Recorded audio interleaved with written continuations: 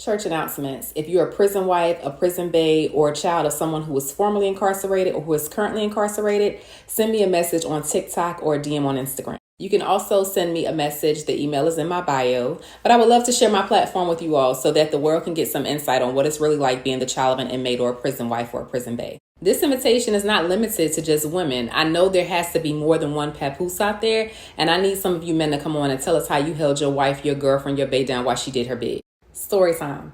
I know a lot of y'all have been genuinely concerned when y'all see me on live asking me what happened to my hand. Some of y'all are just being nosy. Either way, I'm about to give you the tea on how this happened. Now, in addition to my regular 9 to 5 in the business that I own, I also have like some side hustles because I'm a hustler. That's what I do.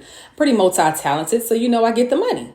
Well, the money got me this go round. I'll admit it. One of the officers at the institution that I was at said that she wanted some delectables made as gifts for her children's teachers. She wanted some dipped strawberries, candy apples, candy grapes. And I'm like, okay, cool. I have a little spot open, so I'll go ahead and I'll take the order. So I did. I had previously made her some rose candy apples, and she said the staff went crazy. I did that for Valentine's Day. So spring break was coming up, and she wanted the teachers to have a gift before they let out for break. Now, for me, this is nothing new. I've been making delectables for years. Like before the candy apples and stuff even became popular, I had already been doing this way back in the day. So it was just like second nature.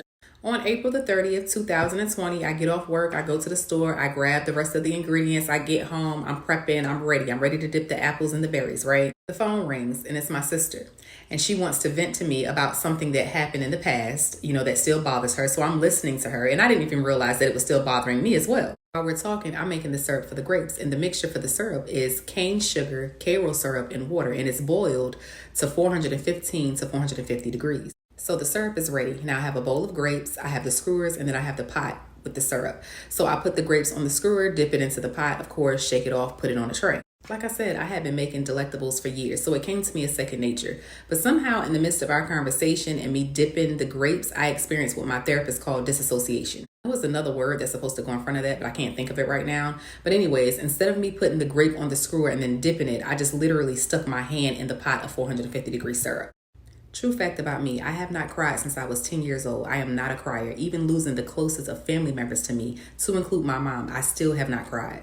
But baby, when I tell you the scream that I scrumped from the pit of my stomach, from the fire that I felt in my hand, oh my gosh. Of course, my family runs in the kitchen and they're just like, what happened? So of course we take a towel, put it around my hand. I get in the car, we head to the ER. That was the wrong thing to do. Should have never put a towel on my hand. Now, I am one that can take pain. I really have a high tolerance for pain. So I get to the ER. They have like a tub of ice water or whatever, and they take my whole arm and submerge it into the water. They was trying to get the feeling of the fire out of my hand to get it to cool down or whatever, but it was not cooling down.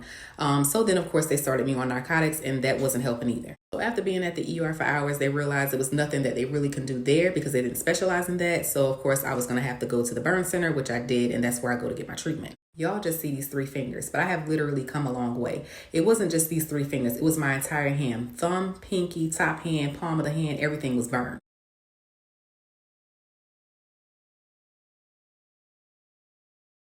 So now what you see is that the part that's wrapped up, there's still skin that is missing. They didn't offer me skin grafting until like 8 months later.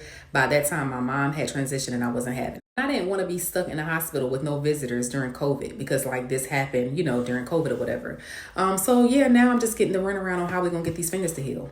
I have went to treatment after treatment after treatment, and these fingers are just being really stubborn and not healing. And yes, I have still been able to do my job, cuff people, lock them up and everything. I also have a glove that I had custom made. It was $1,500 at a prosthetic center. Still have not been able to use the glove because my fingers aren't healed enough. I tried before and it pulled the skin off.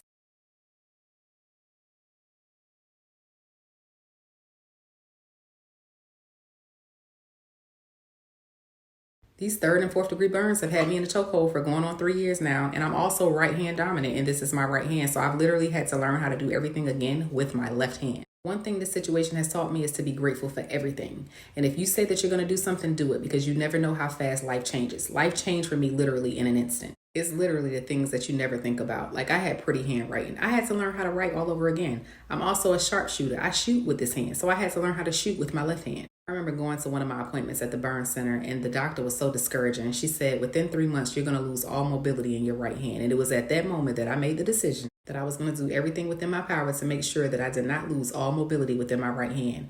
And you know what? I have my good days and I have my bad days, but I can use my hand for 90% of what I used to.